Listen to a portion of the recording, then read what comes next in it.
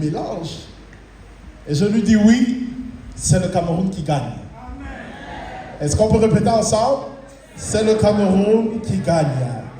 J'aime notre pays, le Cameroun, et je suis fier d'appartenir à ce pays.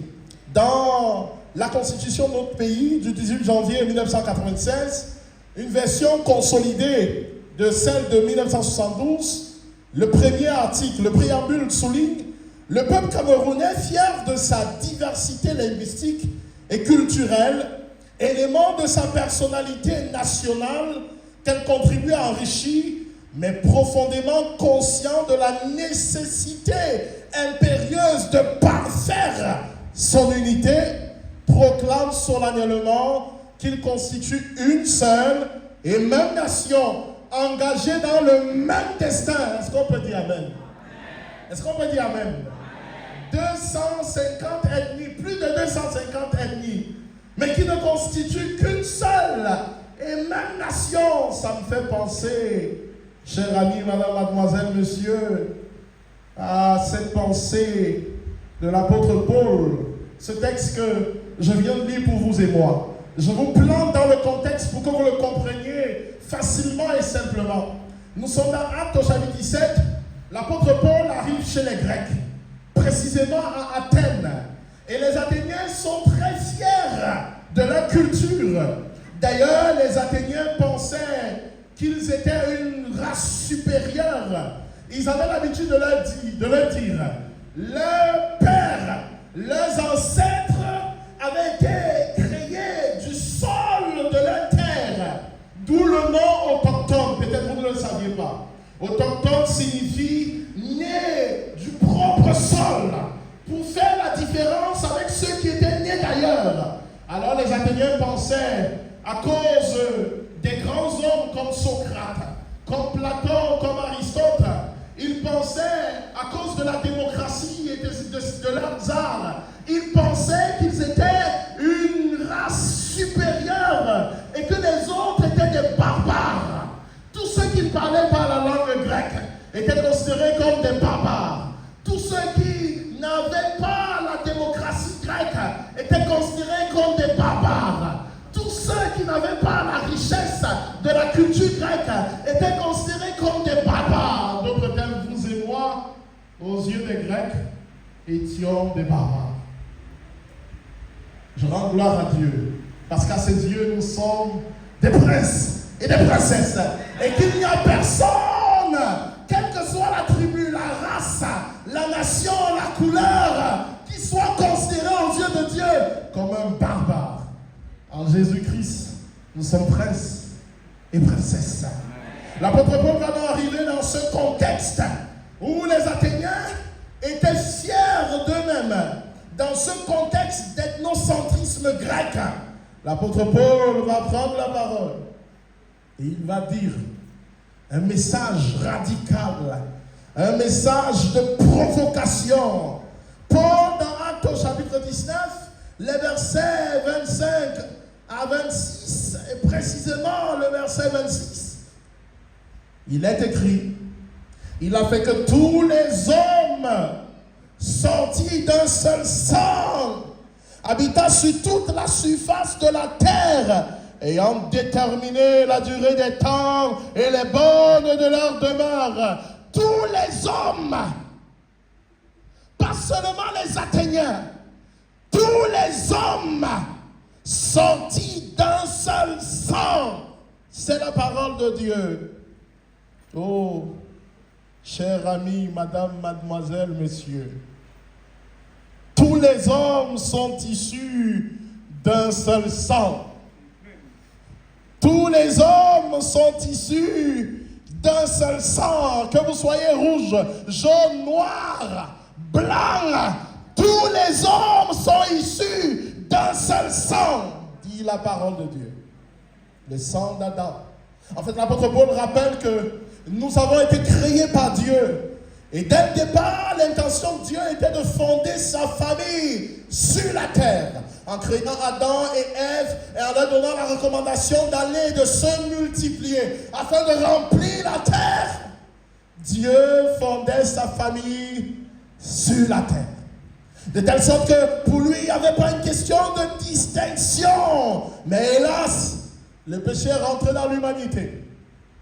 Et après le péché, il y a eu la tour de Babel. Et à la tour de Babel, pour confondre la folie des hommes, Dieu a donné les langues.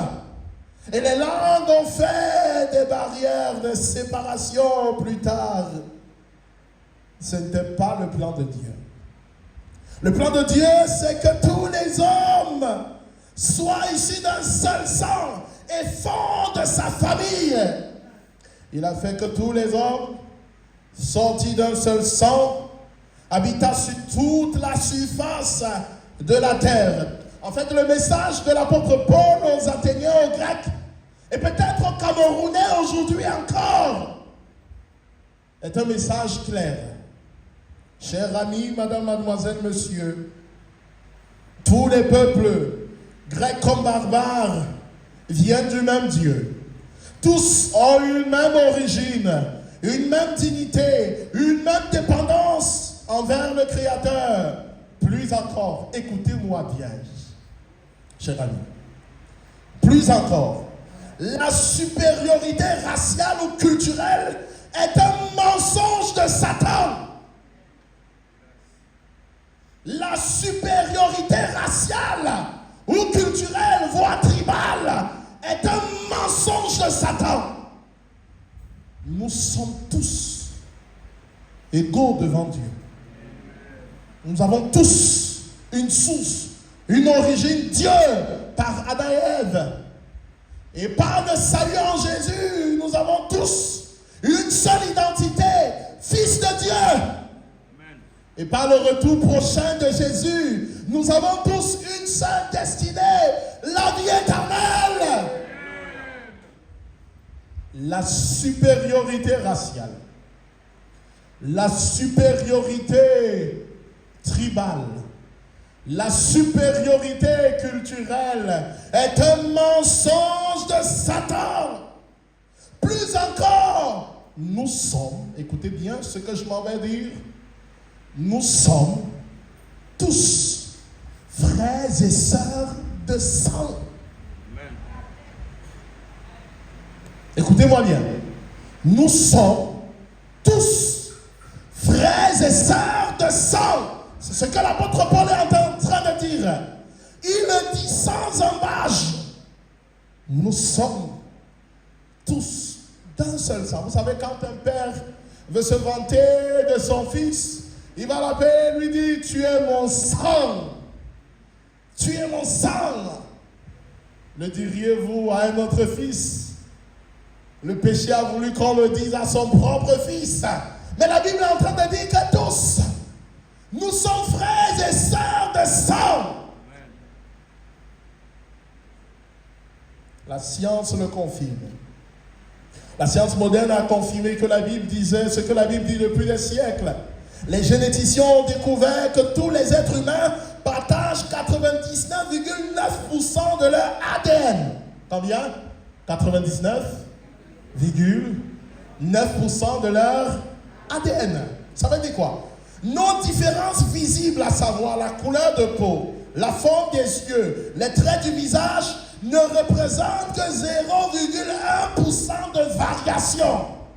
En d'autres termes, madame, mademoiselle, monsieur, ce qui nous unit est infiniment plus grand que ce qui nous sépare.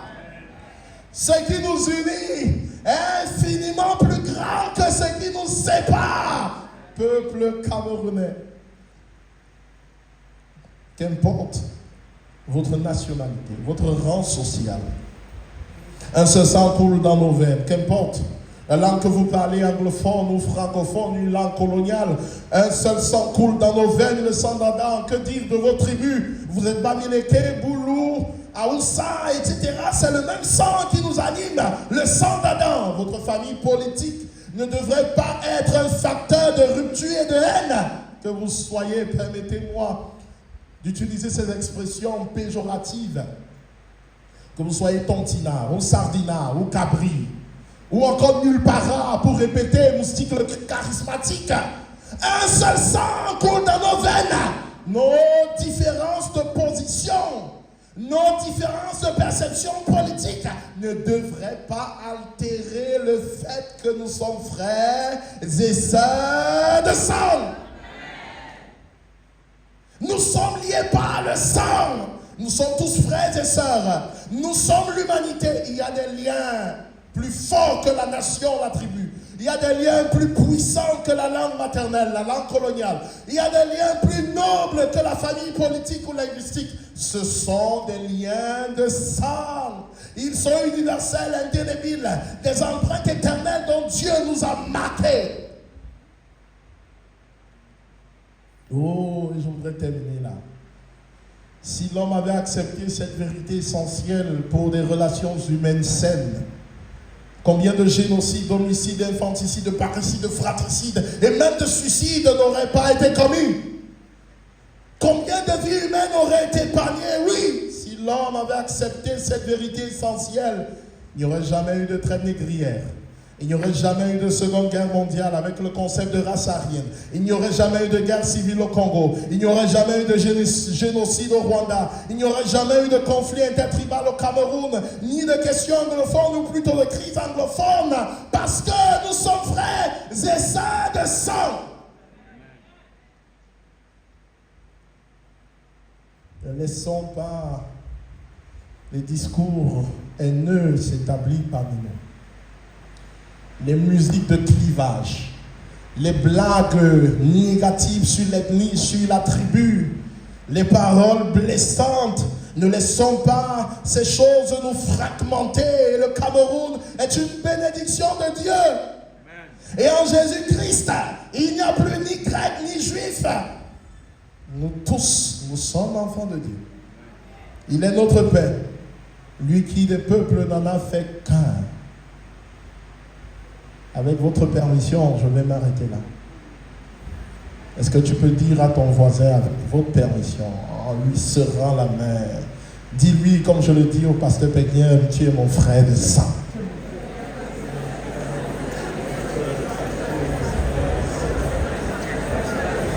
Que Dieu bénisse le Cameroun. Que Dieu bénisse toutes les ethnies de notre cher et beau pays, le Cameroun. Que nous soyons des protecteurs de la paix, des défenseurs de cette paix. Au nom de Jésus-Christ. Amen.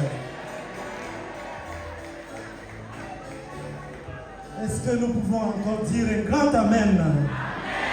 Nous sommes les